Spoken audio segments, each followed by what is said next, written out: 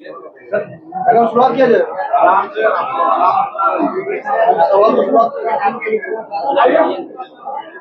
आप लोग के माध्यम से मैं प्रधानमंत्री जी से एक सवाल पूछना चाहती हूँ। मेरा सवाल है कि प्रधानमंत्री जी 14 में और 19 में 2014 में और 2019 में जब चुनाव आता है 5 साल के बाद, तो बिहार आते हैं और बिहार आके बोलते हैं कि जो चीनी मिलें बंद है, तो अगले चुनाव में जब मैं बिहार आऊंगा तो उस चीनी मिल के चीनी से चाय पीऊंगा। किस दिन चाय पियेंगे, दिन बताए। सोमवार को पियेंगे कि रविवार को पियेंगे कि बुधवार को पियेंगे। कौन से जिले की जो चीनी मिल चालू करवा दी है नरेंद्र मोदी जी ने, उस चीनी मिल का चाय पियेंगे। हम लोग को भी उसका न्योता दिया जाए। तो ये मैं मीडिया के माध्यम से ये प्रश्न प्रधानमंत्री जी से पूछना चाहती हूँ। 400 पार का दावा हो रहा था बीजेपी की तरफ से। प्रधानमंत्री जी एक और वादा, बहुत जब बिहार आते हैं तो उनको बहुत याद आता है। स्पेशल पैकेज देंगे बिहार को, स्पेशल राज्य का दर्जा मिलेगा।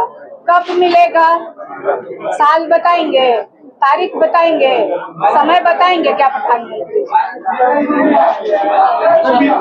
राम कृपाल जी कह रहे हैं कि हमारे एक भी विधायक नहीं है, यानी बीजेपी और एनडीए की मिला के पाटलिपुत्र में एक भी उनके विधायक नहीं है। क्या इस बात का उनको गिलानी है या फिर? अब ये तो राम कृपाल जी बताएंगे कि उनके विधायक क्यों नहीं है। और जितने भी 40 लोकसभा के जो प्रत्याशी हैं एनडीए गठबंधन के, क्या वो अपने चेहरे पे चुनाव लड़ रहे हैं?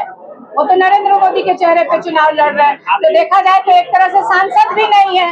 40 में से 39 सीटों में तो वहाँ सांसद भी नहीं है, क्योंकि वो तो अपने चेहरे पे चुनाव लड़ते नहीं है लोग, चाहे वो 14 का चुनाव हो चाहे वो 19 का चुनाव हो। लेकिन 2024 का चुनाव जनता ने भाजपा की, नरेंद्र मोदी की और एनडीए गठबंधन की विदाई इस वक्त तय रखी है। मैं कोई हवा में बातें नहीं कर रही हूँ, मैं धरातल पे रह करके जनता के बीच जा करके उनसे सुन करके समझ करके तब मैं ये बातें मीडिया के सामने रख रही हूँ। राम कृपाल जी को 2 बार मौका मिला, सांसद महोदय को 2 बार मौका मिला। उनसे आपके माध्यम से मैं प्रश्न पूछना चाहती हूँ कि पाटलिपुत्र संसदीय क्षेत्र के लिए उन्होंने कौन से डेवलपमेंट के काम कराए? अपने निधि से अपने तौर पे उन्होंने क्या किया है? कौन सा डेवलपमेंट? क्या कोई यूनिवर्सिटी उन्होंने खुलवा दिया है? क्या कोई फैक्ट्री लगवा दी है? चिराग पासवान ने कहा है कि आपके परिवार के पार्टी का नाम बदलकर परिवार पार्टी रख दिया, राष्ट्रीय परिवार पार्टी नाम दिया है, क्या कहें? अब तो ये नरेंद्र मोदी से पूछना चाहिए कि जमुई में दामाद के लिए वोट मांगे, परिवार नहीं याद आया। नवादा में बेटा के लिए वोट मांगे, परिवार नहीं याद आया। गया में मांझी जी के लिए वोट मांगे, परिवार नहीं याद आया। अभी समस्तीपुर भी जाएंगे, वोट मांगेंगे, वो याद नहीं आ रहा है उनको कि वो परिवार है। आखिर ये लोग किस परिवार के सदस्य हैं? चिराग जी के लिए वोट मांगने जाएंगे नरेंद्र मोदी जी, वो किस परिवार के हैं? उनके पिताजी कौन है? सम्राट चौधरी जी, अभी विधानसभा का भी चुनाव होगा, सम्राट चौधरी के लिए नरेंद्र मोदी जी नहीं आएंगे क्या? रामकृपाल जी वोट मांगने नहीं जाएंगे तो किसके लिए मांगे जाएंगे? सम्राट चौधरी की जगह कहेंगे कि आरजेडी उम्मीदवार को जिता दीजिए क्योंकि ये परिवार वाला है, क्या कहेंगे? मैडम, बीजेपी में कोई भी नेता प्रधानमंत्री के लिए अपमानजनक विवादित टिप्पणी की है? नहीं, रिपीट करिए क्वेश्चन, मैंने सुना नहीं। मुकेश सहनी ने प्रधानमंत्री के लिए विवादित टिप्पणी की है, आपने भी कहा था कि प्रधानमंत्री को जेल भेजने का। बिल्कुल, मैंने प्रधानमंत्री की कई बातों को मैंने दोहराया था। मैंने डायरेक्ट प्रधानमंत्री से मेरा कोई व्यक्तिगत कोई दुश्मनी नहीं है। मैंने कहा था कि जो प्रधानमंत्री जी आज विपक्ष के नेताओं को देश भर में ईडी, सीबीआई, इनकम टैक्स या उनके ऊपर किसी तरह का आरोप लगा के उनकी जांच होती है, तो मैंने तो सिर्फ एक छोटा सा प्रश्न उठाया था, तो इतनी मिर्ची क्यों लग गई उन लोगों को? मैंने तो ये कहा था कि सुप्रीम कोर्ट ने इलेक्टोरल बॉन्ड पे कहा कि ये सब असंवैधानिक है, तो इसमें मिर्ची, अगर प्रधानमंत्री जी कहीं से इसमें कोई लेना देना नहीं है तो इतना मिर्ची क्यों लग रहा है? संविधान बदलने का आरोप लगा दिया, संविधान बदलने का आरोप लगा दिया। शराब कंपनियों से पैसा लिया है, इलेक्ट्रल बॉन्ड का पैसा लिया है, शराब कंपनियों से लिया है। ये देंगे? सुप्रीम कोर्ट जिस दिन पूछेगी दल से, ये सब हम लोग लिख के देंगे कि हमने भाजपा क्यों नहीं दे रही है? भाजपा क्यों नहीं दे रही है? भाजपा वहां से क्यों भाग रही है? क्यों नहीं जवाब दे रही है? वो तो राष्ट्रीय दल है।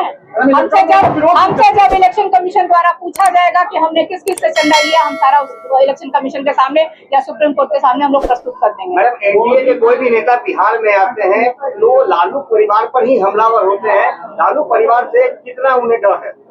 बहुत डर है, बहुत डर है।